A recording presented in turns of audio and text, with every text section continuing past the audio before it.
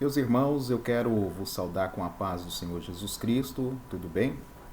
Aqui quem vos fala é o pastor André Araújo e com alegria nós nos encontramos mais uma vez, efetivando essa gravação da lição da Escola Bíblica Dominical. Espero que todos os irmãos e irmãs estejam bem nesse processo aí de quarentena e que todos tenham saúde juntamente com a sua família. Amém?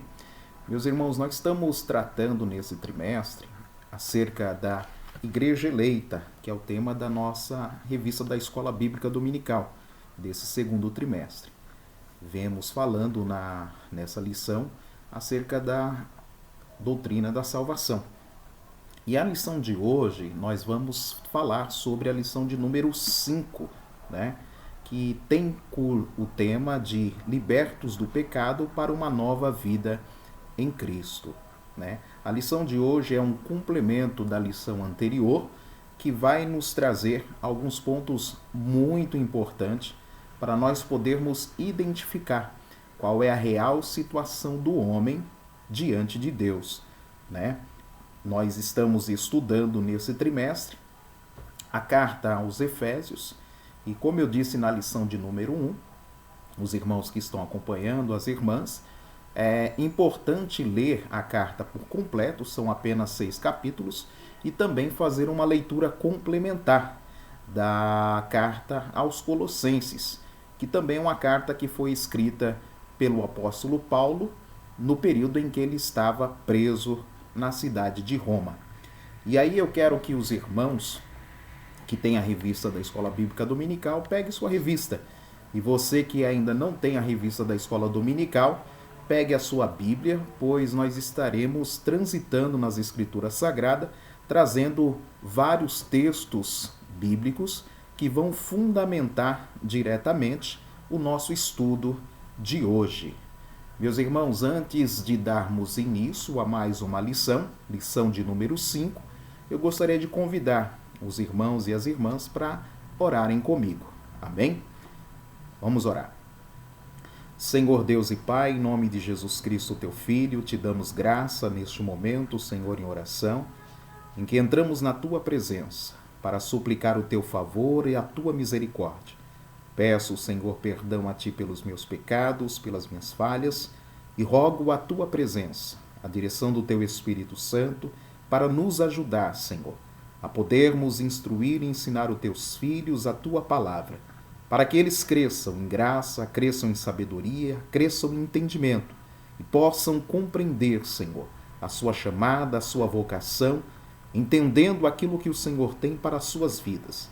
Deus repreende todo o mal, toda ação e obra do adversário que tenta obscurecer a mente e o entendimento, Deus, do teu povo e das almas que ainda precisam conhecer ao Senhor. Repreende todo o mal, Senhor, e faz resplandecer no coração e no entendimento de cada vida a compreensão da tua palavra, para que eles possam conhecer o Senhor e prosseguir em conhecer a ti. Deus nos abençoe neste dia, abençoe cada vida que estará tendo acesso a este vídeo, que estará estudando a tua palavra, para que todos possam absorver o conhecimento e assim poderem continuar dando fruto na tua obra e reino, para a tua glória, em nome de Jesus. Amém. Meus irmãos, lição de hoje, lição de número 5. Tema da lição: libertos do pecado para uma nova vida em Cristo. O texto áureo, ele diz assim: mas Deus, que é riquíssimo em misericórdia, pelo seu muito amor com que nos amou, estando nós ainda mortos em nossas ofensas, nos vivificou juntamente com Cristo. Guarde esta palavra, vivificou. Efésios capítulo 2, versículo 4 e 5. A verdade prática da lição diz assim: por meio da maravilhosa graça divina, fomos libertos do pecado. Primeira coisa, fomos libertos do pecado. Segunda coisa, fomos perdoados. Terceira coisa, e fomos salvos da condenação. E a quarta coisa, e ainda recebemos o direito à vida eterna. Olha que maravilha. A leitura bíblica em classe, aos irmãos que estão com a revista e aqueles que estão com a Bíblia Sagrada, será feita no livro aos Efésios, capítulo de número 2, versículo de número 1 ao 10. Vamos ler? Versículo 1 diz: E vos vivificou estando vós mortos, em ofensas e pecados, em que noutro tempo andastes, segundo o curso deste mundo, segundo o príncipe das potestades do ar, do espírito que agora opera nos filhos da desobediência, entre os quais todos nós também antes andávamos nos desejos da nossa carne, fazendo a vontade da carne e dos pensamentos, e éramos por natureza filhos da ira, como os outros também. Mas Deus, que é riquíssimo em misericórdia, pelo seu muito amor com que nos amou, estando nós ainda mortos em nossas ofensas, nos vivificou juntamente com Cristo. Abre aqui parênteses, pela graça sois salvos. Fecha parênteses. E nos ressuscitou juntamente com ele, e nos fez assentar nos lugares celestiais em Cristo Jesus, para mostrar nos séculos vindouros as abundantes riquezas da sua graça, pela sua benignidade para conosco em Cristo Jesus. Porque pela graça sois salvos, por meio da fé. Isso não vem de vós, é dom de Deus. Não vem das obras, para que ninguém se glorie. Porque somos feitura sua, criados em Cristo Jesus para as boas obras, as quais Deus preparou para que andássemos nela. Efésios capítulo 2, versículo 1 ao 10. O objetivo geral da lição é o seguinte: revelar que a graça salvadora de Cristo nos garante a vida eterna. Então, analise essa definição, essa frase. O objetivo geral dessa lição é revelar que a graça salvadora de Cristo nos garante a vida eterna. Guarde isso. Salvação por meio da graça, não por obras. Eu tenho 3 objetivos específicos propostos nessa lição. O primeiro, vamos refletir sobre a nossa natureza pecaminosa. Segundo, vamos explicar que fomos vivificados pela graça de Deus. E terceiro, informar que a nossa salvação vem de Deus e não das obras. Amém? Meus irmãos, como parte introdutória da lição, eu gostaria de levar os irmãos a refletirem algo importante sobre a natureza pecaminosa do homem. No livro aos Efésios, no livro aos Romanos, se os irmãos quiserem abrir a Bíblia, abre comigo lá, por favor, no capítulo de número 5.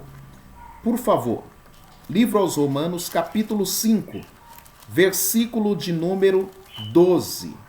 Vamos ver o que diz as Escrituras Sagradas? Olha o que diz. Pelo que, como por um homem entrou o pecado no mundo, e pelo pecado a morte, assim também a morte passou a todos os homens, por isso que todos pecaram. Agora eu gostaria de ler aos Romanos capítulo 3, versículo de número 23, como parte introdutória dessa lição. Olha o que diz o texto. Porque todos pecaram e destituídos estão da glória de Deus. A Bíblia Sagrada, ela é clara ao dizer que por um homem entrou o pecado no mundo. E lá no capítulo 5 aos Romanos vai dizer que o pecado ele entrou no mundo através de Adão e Eva. Livro de Gênesis capítulo 2 e capítulo 3, nós temos registrado esse contexto histórico da entrada do pecado no mundo. E a Bíblia diz que com a entrada do pecado, a morte também veio. Romanos capítulo 6, versículo 23, diz assim: o salário do pecado é a morte, mas o dom gratuito de Deus é a vida eterna, por nosso Senhor e Salvador Jesus Cristo. Lá em Romanos 3, 23 diz: todos pecaram. Isso significa que nós temos a consequência do pecado repassada a toda a descendência de Adão. Como que nós podemos entender isso? Adão, o nosso pai, ele pecou. E esse pecado que ele cometeu trouxe uma consequência, que foi a morte. E essa semente do pecado, ela foi transmitida à sua descendência. Tanto é que nós vamos verificar no capítulo 4 do livro de Gênesis que o seu filho Caim efetuou o assassinato do seu irmão Abel. Ali nós temos um outro tipo de pecado, mas pecado também. E aí, dentro desse contexto, quando a gente fala da palavra pecado, faz-nos necessário fazer a definição do que seria o pecado, pois muitas pessoas deixaram de acreditar que o pecado existe. Mas o que é o pecado?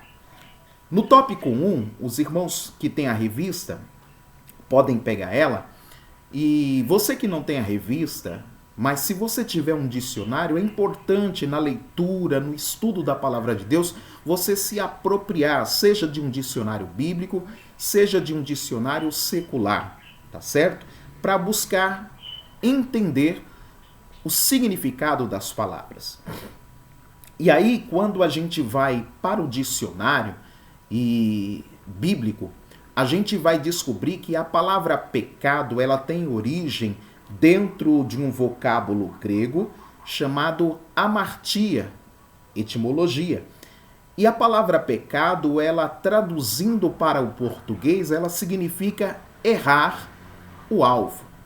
E aí vamos fazer uma analogia no livro de Gênesis, capítulo de número 3, capítulo 2 e capítulo 3. Lembra lá da criação de Adão e Eva? Deus colocou eles no jardim do Éden e disse: de todas as árvores do jardim comerás dela livremente, mas da árvore que está no meio do jardim, a árvore do conhecimento do bem e do mal, dela não comerás e nem tocarás, pois no dia que comerdes, certamente morrerás. Essa foi a ordem do Senhor dado a Adão, que consequentemente foi repassado também para Eva.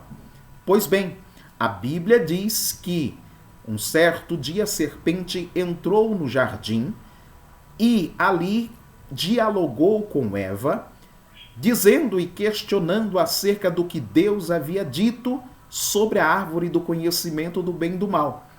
Eva cedeu à tentação, comeu do fruto da árvore do conhecimento e não somente comeu, mas também o deu a Adão, que assim também comeu.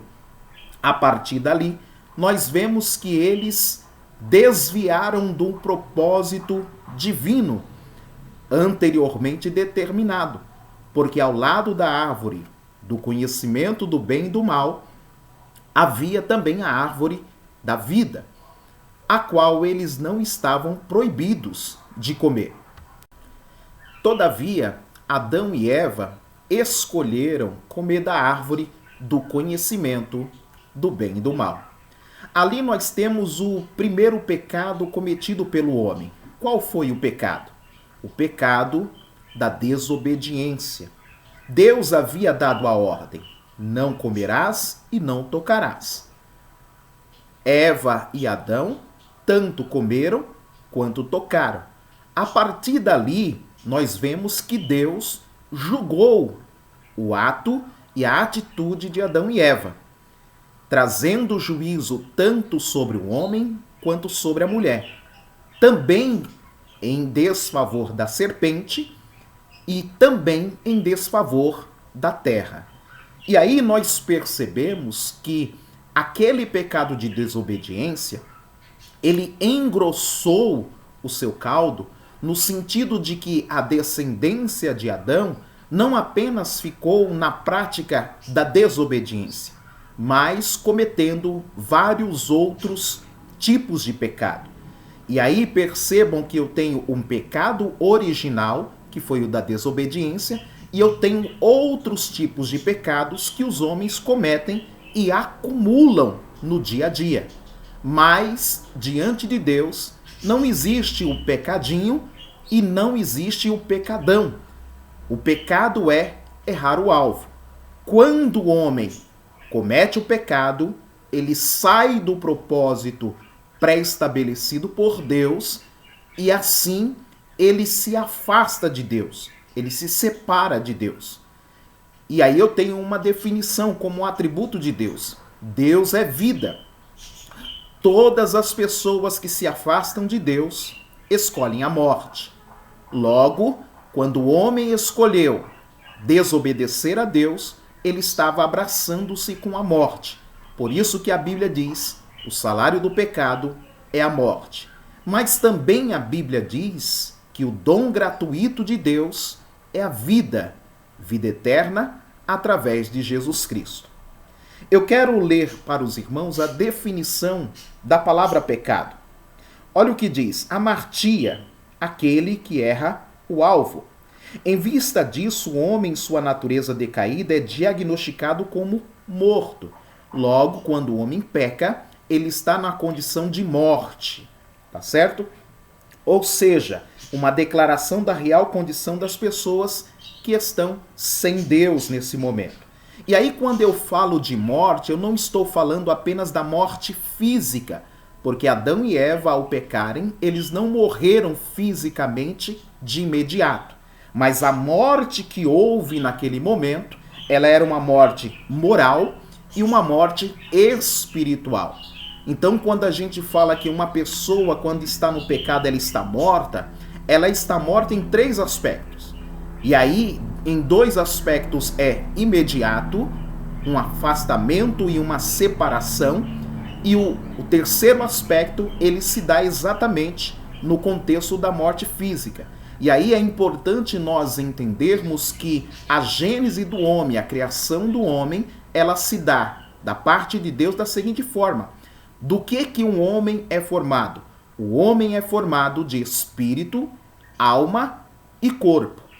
Quando Deus disse que o homem morreria, Deus estava dizendo que o homem morreria moralmente, Deus estava dizendo que o homem morreria espiritualmente, e Deus estava dizendo que o homem morreria fisicamente. Nesse contexto, qualquer pessoa que se encontra afastado de Deus, sem salvação, sem Cristo, essa pessoa está morta espiritualmente, moralmente e ainda colherá o fruto da morte física. Para as pessoas que são crentes, nós estamos dizendo que as pessoas que encontram Jesus, que têm a sua vida pautada dentro do contexto da palavra, debaixo da salvação e da graça, nós dizemos que essas pessoas, elas não estão mais mortas, mas elas estão dentro de um contexto de vivificadas por Deus. E a vivificação, ela se dá no contexto moral, no contexto espiritual. Mas e o contexto físico, irmão André? O contexto físico, ele não pode ser tirado. Por quê? Porque a Bíblia diz que carne e sangue não pode entrar no reino de Deus ou herdar o reino de Deus. Logo, esse corpo físico que nós temos hoje, necessário se faz ele ser revestido um dia de imortalidade e incorruptibilidade. E isso vai se dar como recompensa por se dar crédito e acreditar na graça de Deus e no sacrifício de Cristo. Porque assim como Jesus morreu e ressuscitou, assim aqueles que acreditam e creem no Evangelho também morrerão fisicamente. Mas essa morte não é o afastamento do crente da parte de Deus, mas a sua ligação, o seu ajuntamento eterno. Se faz necessário morrer para viver. Lembra do contexto de João, se eu não me engano, no capítulo de número 5, que diz que o grão de trigo, quando ele cair na terra, se ele não morrer, ele fica só. Mas se ele morrer, ele vai dar muito fruto. Logo, para a gente conhecer uma árvore, uma planta, ela precisa o quê? Que a sua semente seja fecundada, no sentido de essa semente eclodir. Quando eu pego um grão de arroz, se eu quero que esse grão de arroz se transforme na planta e tenha a estrutura de corpo de planta, esse grão precisa ser semeado na terra. Assim o homem um dia é pó e ao pó voltará. E nesse contexto, quando ele é inserido no pó, ele vai nascer como uma planta nova, no sentido de obter da parte de Deus um corpo transformado. E esse corpo, ele é um corpo espiritual e um corpo imortal, que é o mesmo corpo que Jesus recebeu. Por isso que acreditamos na ressurreição. Continuando aqui, no item 2 do tópico 1 diz nossas ofensas e pecados.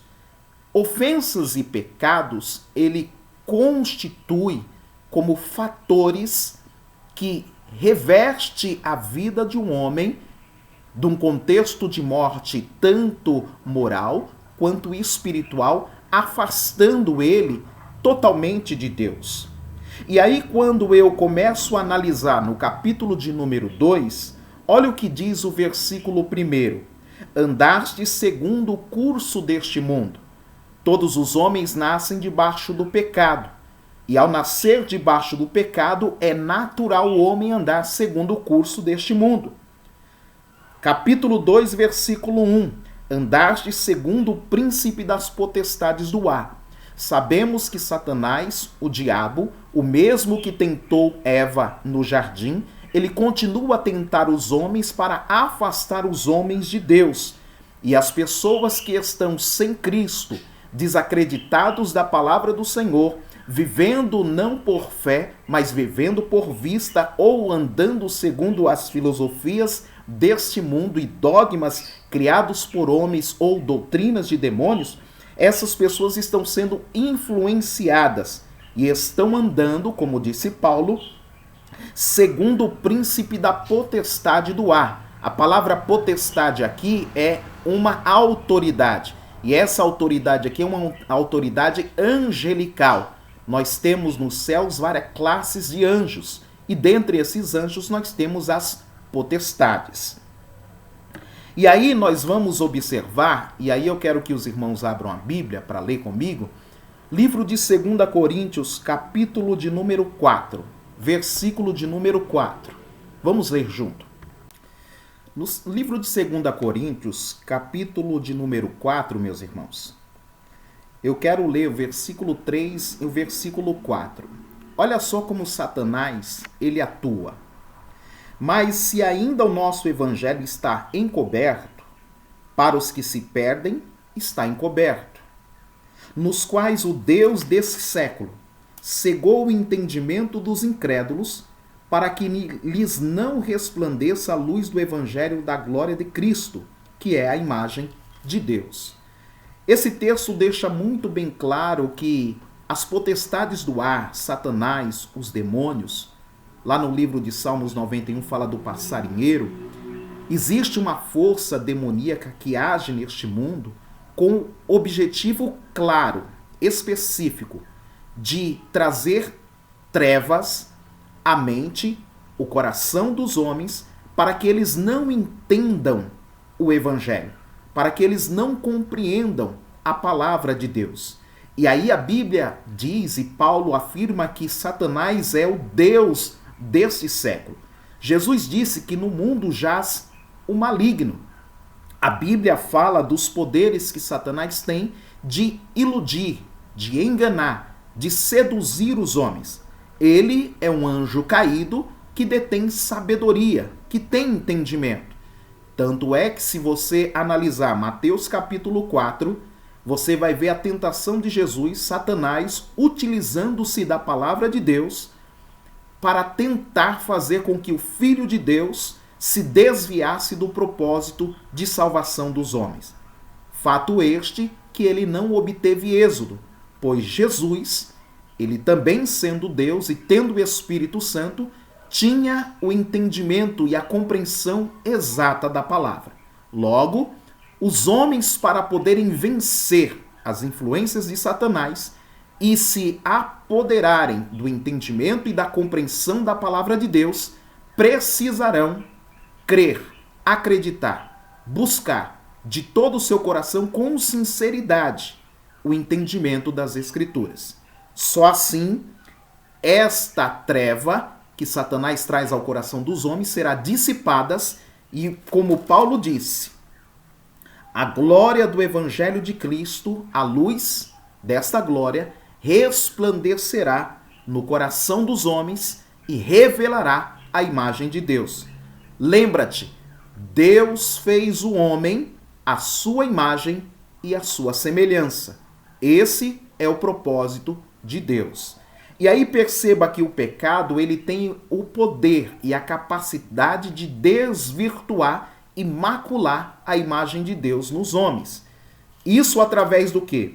Como a gente está vendo no tópico 1, no item 2, as ofensas e pecados descaracterizam e macula a imagem de Deus na vida dos homens, pois esses homens andam segundo o curso deste mundo, esses homens estão andando segundo o príncipe das potestades do ar, e esses homens andam fazendo a vontade da carne e dos pensamentos. O que isso significa? Significa que os homens entram dentro de um contexto de autossuficiência, querendo viver e vivendo uma vida à parte de Deus. Ou seja, andando segundo a sua própria vontade.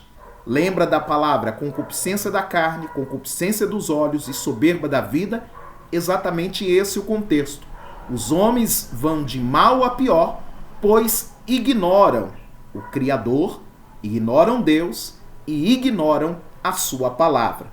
Logo, os homens que assim estão vivendo e andando, a Bíblia diz que eles são por natureza filhos da ira. Mas aqueles que se apartam do caminho de ofensas e pecados serão chamados por Deus de filhos de adoção. Eu quero ler para os irmãos e irmãs, e aí eu te convido a abrir a Bíblia comigo, sobre algumas características de outros tipos de pecados. Pois o pecado que Adão cometeu no Jardim do Éden foi a desobediência. Mas não foi só a desobediência de Adão que afastou os homens de Deus. Os homens, todos os homens, podem ser perdoados através do sacrifício de Cristo. Mas os homens, além da questão da consequência do pecado de Adão, que gera a morte, os homens cometem outros pecados. E por esses outros pecados, os homens precisam se arrepender. Pois se não se arrepender, não poderão herdar o reino de Deus. Eu quero ler um texto, o primeiro deles, em 1 Coríntios capítulo de número 6, versículo de número 9 e 10. Olha o que diz o texto. Não sabeis que os injustos não hão de herdar o reino de Deus? Paulo escrevendo aos Coríntios. Aí ele diz no versículo 10, não erreis. Ele está dizendo, cuidado, não erre. Cuidado, não permaneça no erro. Aí alguém poderia olhar e dizer, que erro que os homens estão cometendo? Que erro, Paulo, nós estamos cometendo? Aí ele diz no versículo 10, nem os devassos, nem os idólatras, nem os adúlteros, nem os efeminados, nem os sodomitas, nem os ladrões, nem os avarentos, nem os bêbados, nem os maldizentes, nem os roubadores herdarão o reino de Deus. Paulo está dizendo, em outras palavras, é incompatível a um homem desejar e querer a vida eterna, a salvação, estar com Deus, morar com Deus ou ir para o céu e viver uma vida de devassidão, de idolatria, de efeminismo, de sodomia, uma vida de avareza, uma vida de bebedice e outros pecados mais, é incompatível tais práticas, tais atitudes com aqueles que se dizem ser filhos de Deus. Então, cuidado. O diabo ele tem a capacidade de cegar o entendimento dos homens. E há muitas pessoas que professam a sua fé, que professam acreditar em Deus, que vivenciam e vivem essas práticas e estão sendo enganadas, ludibriadas por Satanás. A palavra de Deus é luz e é ela que deve ser a bússola para nos conduzir no caminho de justiça. Versículo 9. Os injustos não herdam o reino de Deus. Quem vai herdar o reino de Deus? Os justos. Justos são aqueles que são justificados. Romanos capítulo de número 5, versículo 1. Olha o que diz o texto. Sendo, pois, justificados pela fé, temos paz com Deus por nosso Senhor Jesus Cristo. Logo, as nossas obras são injustas, mas a obra que Jesus fez, ela é justa. E por ele ter praticado obra de justiça, o seu sacrifício, o seu sangue, tem o poder de nos purificar e nos tornar justos diante de Deus. Também gostaria de ler aos irmãos, livro aos Romanos, capítulo 1, versículo de número, deixa eu pegar aqui, versículo de número 18 a seguir. Livro aos Romanos, capítulo 1, versículo 18. Olha o que diz. Do céu se manifesta a ira de Deus sobre toda impiedade e injustiça dos homens, que detêm a verdade em injustiça. Porquanto o que de Deus se pode conhecer nele, nesses homens, se manifesta porque Deus lhe manifestou. Porque as coisas invisíveis desde a criação do mundo, tanto o seu eterno poder como a sua divindade, se entendem claramente, se veem pelas coisas que estão criadas, para que os homens fiquem indesculpáveis. Porquanto, tendo conhecido a Deus, não glorificaram como Deus, nem lhe deram graças, antes em seus discursos se desvaneceram, e o seu coração insensato se obscureceu. Dizendo-se sábios, tornaram-se loucos, e mudaram a glória do Deus incorruptível em semelhança e imagem de homem corruptível, como a imagem de aves, quadrúpedes e répteis. Esse contexto aqui, nós estamos falando do pecado da idolatria. Tem homens que se prostram diante de imagens para adorar. Tem homens que se prostram diante de imagens de animais para adorar. Tem homens que se prostram diante de imagens dos seres ou dos astros celestiais. Um adora o sol, o outro adora a lua, o outro adora as estrelas, o outro adora os planetas, o outro adora o mar, o outro adora um peixe, o outro está adorando uma criatura, seja um réptil, uma ave. Outros estão adorando outros homens. A Bíblia claramente proíbe a adoração à criatura. A Bíblia orienta e recomenda aos homens adorarem somente o Criador. Somente o Criador.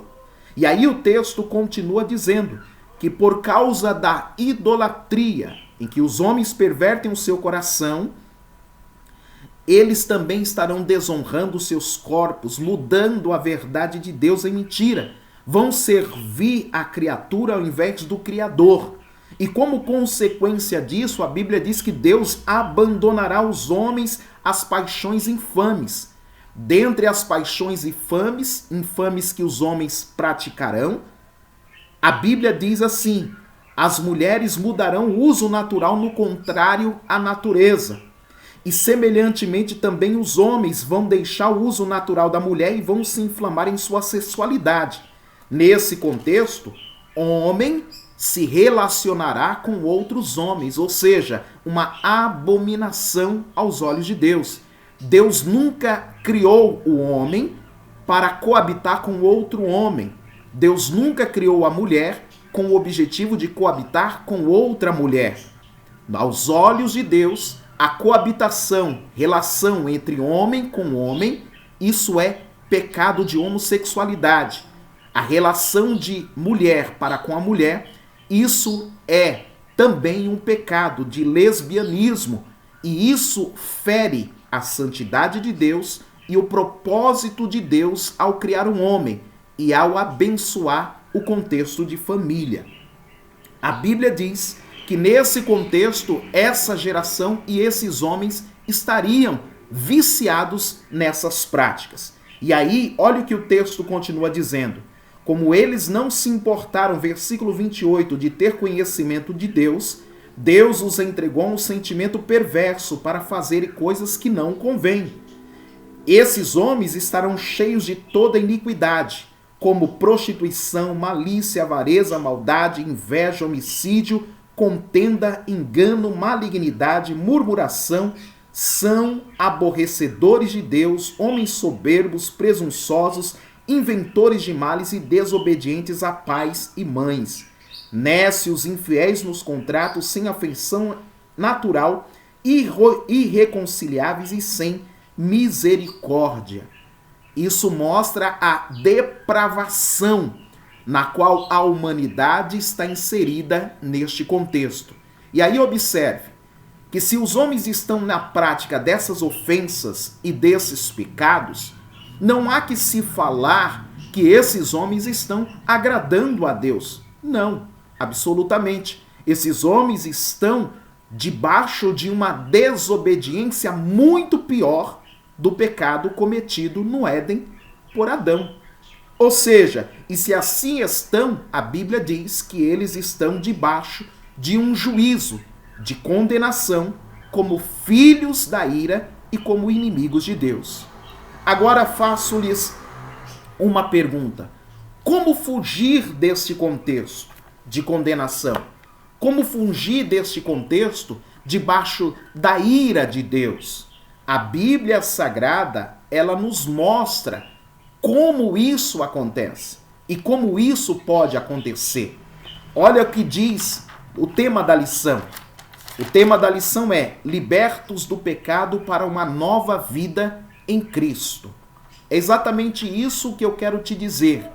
Se Jesus não tivesse vindo, se Jesus não tivesse morrido na cruz no Calvário, se Jesus não tivesse vencido o pecado, se Jesus não tivesse vencido a morte, se Jesus não tivesse ressuscitado, nada disso que eu acabei de falar teria sentido. Por quê? Porque o pecado existe e o pecado afasta o homem de Deus. E aí eu vou dar só alguns exemplos de sinônimos do que é o pecado. Pecado é a falta de conformidade com a lei de Deus, em estado, disposição ou conduta. Ou seja, toda ação, toda prática que esteja em desacordo com a palavra de Deus é pecado. E lembra o que eu disse? Pecado é errar o alvo. Para indicar isso, a Bíblia usa vários termos como pecado. E aí, vamos dizer que pecado é desobediência. Pecado também é transgressão. Pecado também é iniquidade. Pecado também é o mal, a maldade. Pecado também é a malignidade. Pecado também é perversidade. O pecado também é a rebelião, a rebeldia, o engano, a injustiça, o erro, a falta, a impiedade, a concupiscência, a depravidade, a depravação. Tudo isso são sinônimos de pecado. E tudo isso é sinônimos de práticas que os homens nos nossos dias estão a cometer. E andando e vivendo assim, os homens estão debaixo de uma sentença de juízo e de condenação da parte de Deus. Mas os homens podem escapar desse juízo e dessa sentença da parte de Deus. De que forma? Através da obra de Cristo. No tópico 2, vivificados pela graça. Vamos ver como se dá isso. Por ato de bondade e misericórdia, estando nós ainda mortos em pecados, Deus imensamente nos amou e por isso nos vivificou por meio de sua graça. Meus irmãos, se por um lado eu tenho essa sentença, esse ar de condenação que paira sobre a humanidade, pois os homens estão mortos em ofensas e em pecados, por outro lado eu tenho um outro fator. Eu tenho o amor de Deus. Deus é amor. Deus deseja salvar os homens. Deus deseja libertar os homens. Deus deseja transformar os homens. Deus deseja trazer os homens novamente para a sua presença. Deus deseja que os homens novamente retornem ao estado original e possam comer da árvore da vida. Tá certo? Agora, como que esses homens podem fazer isso? Item 1, tópico 2. Alcançados pela misericórdia e pelo amor divino. Após constatar a situação da humanidade sob a ira de Deus, Efésios 2:3, Paulo passa a descrever os atos divinos de amor e de misericórdia que alteraram o quadro caótico da raça humana. Começando com uma conjunção adversativa, o apóstolo declara exultante: mas Deus, que é riquíssimo em misericórdia pelo seu muito amor com que nos amou. O ato de misericórdia implica compaixão e simpatia para com os indignos. A carta aos Efésios ensina que, ao prover à humanidade um meio de escape da merecida ira, Deus não se mostra apenas misericordioso, mas abundante em misericórdia. E essa riquíssima misericórdia procede do seu muito amor com que nos amou. A Bíblia enfatiza que foi a magnitude desse amor que motivou a nossa salvação. João capítulo 3, versículo 16 diz: porque Deus amou o mundo de tal maneira que deu o seu único Filho unigênito para que todo aquele que nele crê não pereça, mas tenha vida eterna. Fala do amor e fala da misericórdia. Todos os crentes salvos, todos os crentes que se arrependeram, todos os crentes que se converteram, todos os crentes que nasceram de novo, estão justificados por causa da graça, por causa do amor e por causa da misericórdia de Deus. Somos vivificados por causa desses atributos inerentes ao nosso Pai Criador, ao seu Filho Jesus, que nos amou. Olha o que diz no livro aos Efésios, capítulo 2, versículo 5, a parte A. Estando nós ainda mortos em nossas ofensas, nos vivificou com Cristo, e por isso, pela graça dele, somos salvos.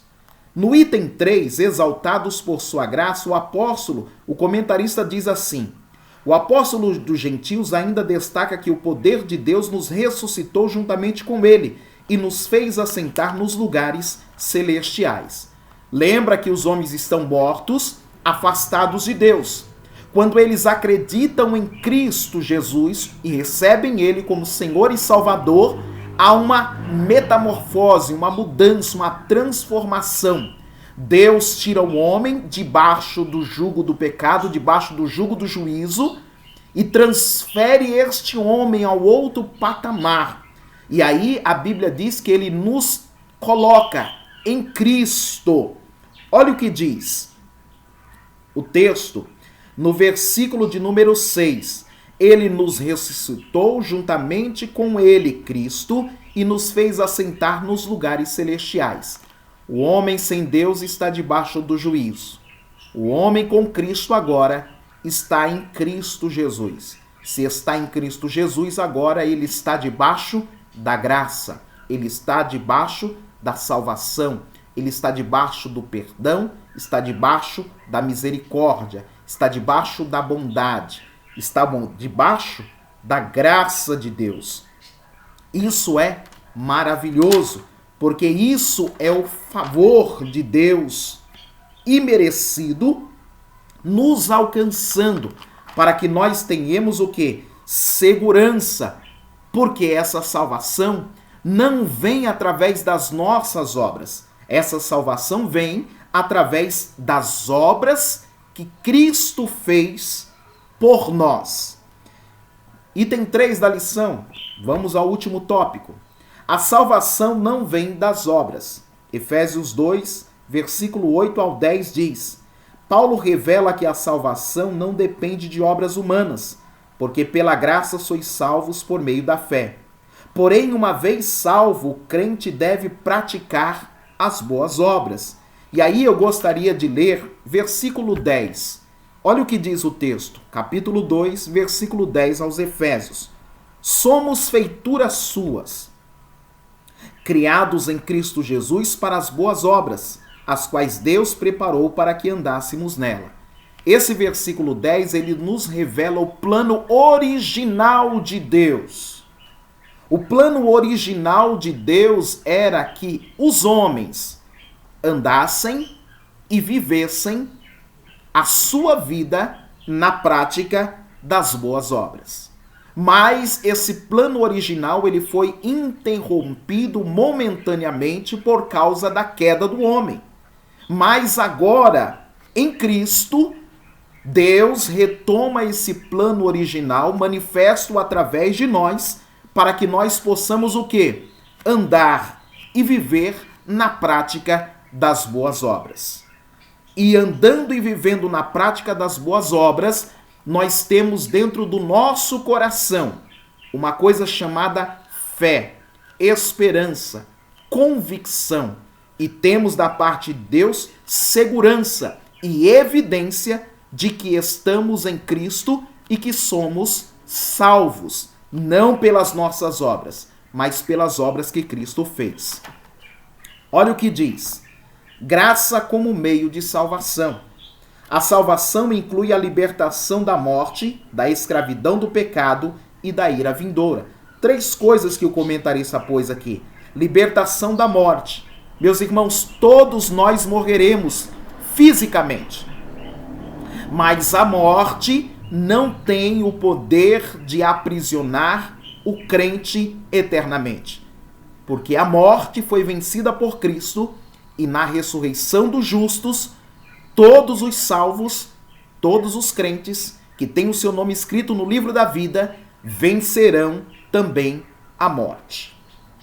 Segundo ponto, a salvação inclui a libertação do poder do pecado. Lembra que Paulo diz andávamos, ele está conjugando o verbo no passado. Andávamos na prática, presos e aprisionados, tanto no contexto de vontade do mundo, quanto das potestades do ar, quanto na vontade dos pensamentos e da concupiscência. Andávamos. Por que andávamos? Porque através do novo nascimento, através da vivificação, o poder do pecado que antes operara em nós, agora ele está subjugado ao poder de Cristo em nós. Lembra que todos os crentes recebem pela fé, quando creem no Evangelho, o penhor da herança, o Espírito Santo, exatamente. O Espírito Santo na vida do crente concederá a esse crente graça, força, revestimento, capacidade, sabedoria, inteligência. Para quê? Para que ele possa viver para Deus e frutificar para Deus as suas obras e produzir o fruto do Espírito, ao qual seja, como diz Paulo em Gálatas capítulo 5, o amor, o gozo, a paz, a alegria, a perseverança, a fé, a temperança, o domínio próprio, a longanimidade, a paciência. Todos esses atributos se manifestarão na vida cristã, pois ele agora não está mais subjugado ao poder do pecado. Ele agora não vive debaixo da concupiscência da carne, mas ele está debaixo da vontade do Espírito. Romanos capítulo 8, versículo 1, olha o que diz o texto. Livro aos Romanos capítulo 8, versículo 1. Portanto, agora nenhuma condenação há para os que estão em Cristo Jesus, que não andam segundo a vontade da carne, mas segundo a vontade do Espírito.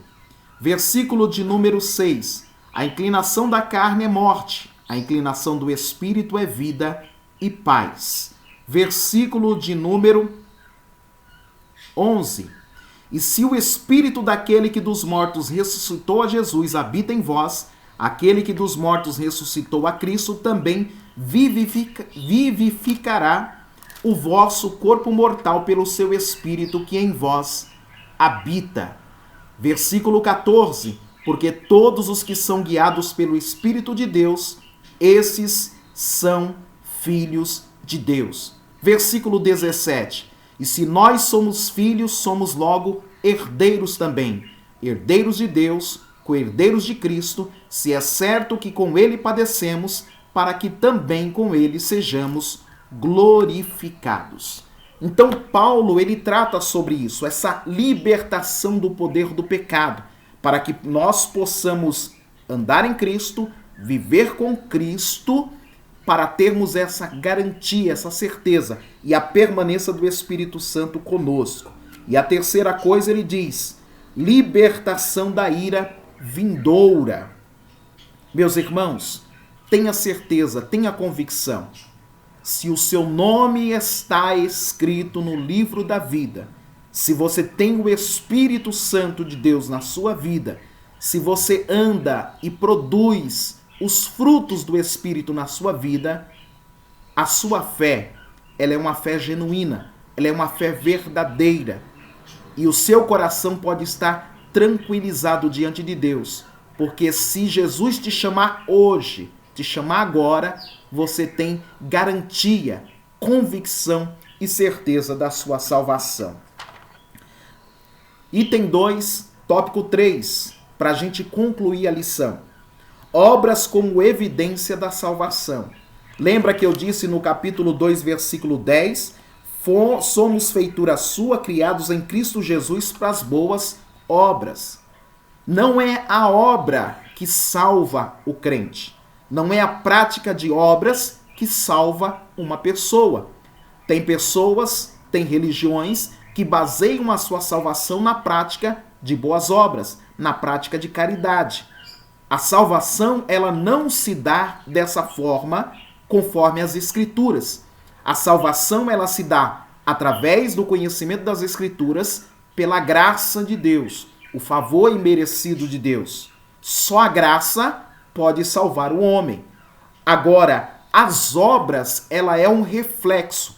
A obra é consequência. A obra é um acessório do principal. Um crente salvo, ele é um crente que vive e pratica as boas obras. Jesus disse, de uma fonte boa, a água tem que ser boa. De uma árvore frutífera boa, o fruto tem que ser bom. Logo, se espera do crente as boas obras. Se espera do crente a água boa. Se espera do crente que ele seja a luz. Se espera do crente que ele seja o sal da terra. Se espera da vida cristã o exemplo, porque o nosso exemplo é Cristo. Aqui Paulo usa duas negações para endossar a origem da salvação. Primeira expressão, isso não vem de vós. Todo esforço humano para a salvação é em vão. Se Deus não interviesse na história dos homens e enviasse Jesus, os homens jamais poderiam ser salvos. Segundo, ratifica que a salvação não vem das obras. Outra coisa, nenhum homem na história da humanidade poderia ser salvo pelas obras. Romanos 3, 23 diz, todos pecaram e destituídos estão da justiça de Deus. Se todos pecaram, nem o homem mais prudente, o homem mais manso, o homem mais bom, o homem que menos pecou, poderia se salvar. Logo, se Jesus não cumprisse a justiça de Deus, se Jesus não vencesse o pecado, a morte, o mundo e o diabo, a nossa salvação, ela não poderia ser concretizada. Mas glória a Deus e louvado seja o nome do Senhor, que Cristo completou essa missão. Ele conseguiu vencer o pecado, o mundo, o diabo e a morte. E por isso podemos nos alegrar e ter convicção de que em Cristo também nós somos salvos pela graça de Deus e e não pelas obras.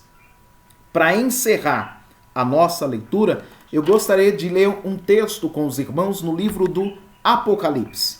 Abra comigo lá, por favor. Livro do Apocalipse, capítulo de número 21. Versículo de número 7. Quem vencer dará todas as coisas, eu serei o seu Deus e ele será o meu filho. Agora no capítulo de número 22, olha o que diz o versículo de número 14. Bem-aventurado. A palavra bem-aventurado aqui significa abençoado.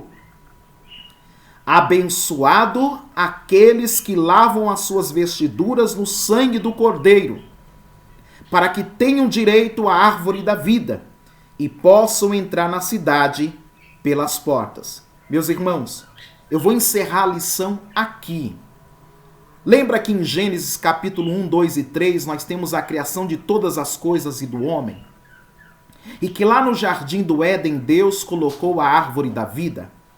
E depois que o homem pecou, Deus tirou o homem do jardim do Éden e proibiu ele de ter acesso à árvore da vida? Esse texto de Apocalipse 22, versículo 14, ele ressalta novamente o fator principal da salvação dos homens. Qual é? A graça de Deus. E ele diz que abençoado é aqueles que lavam. A palavra lavam, ela está numa aplicação constante. Quem lava hoje, lava amanhã. Lava depois de amanhã e lava depois de amanhã. Ou seja, enquanto você viver, você precisa constantemente estar lavando as suas vestimentas no sangue do Cordeiro. O que isso significa? Por mais que a gente pode vencer o poder do pecado, ainda somos pecadores. Não é as nossas obras que nos salvam, mas a graça de Deus. Eu acredito no poder remidor do sangue de Jesus. 1 João capítulo 1, versículo 7. Se andarmos na luz, como ele na luz está, temos comunhão uns com os outros, e o sangue de Jesus Cristo, seu Filho, nos purifica de todo o pecado. Para que somos purificados de todo o pecado? O desejo de Deus é retornar os homens ao princípio, para que os homens experimentem e tomem posse do plano original de Deus, que é a vida eterna, é a salvação. Reitero aqui, Deus não fez o homem para morrer. Deus não fez o homem para ser lançado no inferno. Deus não fez o homem para ser lançado no lago de fogo e enxofre. Não. Deus fez o homem para viver eternamente. Mas o pecado mata. Mata o homem porque mata ele moralmente, diminuindo a capacidade de interpretação e entendimento de valores. Mata o homem no sentido espiritual, afastando ele da comunhão com Deus. E mata o homem no sentido físico. Todos os homens morrerão. Seja uma criança recém-nascida, seja uma criança que não nasceu, seja uma criança de 10, 15 anos, adolescente, jovem, adulto, idoso, todos morrerão, porque o salário do pecado é a morte. Mas o texto ele deixa muito bem claro: abençoado é aquele que lava a sua vestidura no sangue do Cordeiro. Por quê? Porque quem assim agir, acreditar e fazer, a Bíblia diz, essas pessoas terão direito. Direito ao quê? Direito à árvore da vida. E lembra que lá no começo Deus criou um jardim, porque era Adão e Eva. Mas aqui o texto diz, para que tenham direito a entrar na cidade pelas portas. Por que cidade? Porque não é só mais Adão e Eva. É o Adão, é a Eva, é o José, é o André, é o Pedro, é a Maria, é o Francisco, é a Lídia. Quantos milhões e milhões e bilhões de pessoas creram no Evangelho, aceitaram Jesus, deram crédito à palavra de Deus. Logo, para comportar a quantidade de pessoas, tinha que ser uma cidade. E é por isso que o texto diz: todos aqueles que lavam a sua vestidura no sangue do Cordeiro terão direito de entrar na cidade pelas portas e comer da árvore da vida. Eu encerro esse vídeo aqui dizendo aos irmãos: força, fé, perseverança, porque aquele que há de vir, virá e não tardará. Encerro o texto lendo o Apocalipse capítulo 22, versículo 16. Olha o que ele diz: eu, Jesus, enviei o meu anjo para vos testificar estas coisas nas igrejas. Eu sou a raiz e a geração de Davi, a resplandecente estrela da manhã. O Espírito e a esposa dizem: vem. Quem ouve, diga: vem. Quem tem sede, venha. Quem quiser, tome de graça da árvore da vida. A graça de nosso Senhor e Salvador Jesus Cristo seja com todos os irmãos e irmãs e até a próxima aula, se Deus quiser. Vamos orar? Senhor Deus e Pai, te louvamos e te agradecemos mais uma vez por poder estar na tua presença, por poder falar a tua palavra e levar o ensinamento, Senhor, das Escrituras Sagradas aos teus filhos e filhas que terão acesso a esse vídeo. Deus, fazei resplandecer na mente e no coração desse irmão, dessa irmã, desse homem e dessa mulher, a glória do teu evangelho, para que ele compreenda e entenda a tua palavra e assim possa viver uma vida de santificação e honra ao teu nome. Que toda ação e obra do adversário para tentar impedir ele, ela, de entender a tua palavra, que todo mal seja repreendido e que sobre cada irmão e irmã venha o espírito de sabedoria e revelação e eles glorifiquem o teu nome e sejam firmes e fiéis ao Senhor. Deus, eu te louvo e te agradeço em nome de Jesus. Meus irmãos, até a próxima lição. Lição de número 6, querendo Deus. Deus abençoe e a paz do Senhor.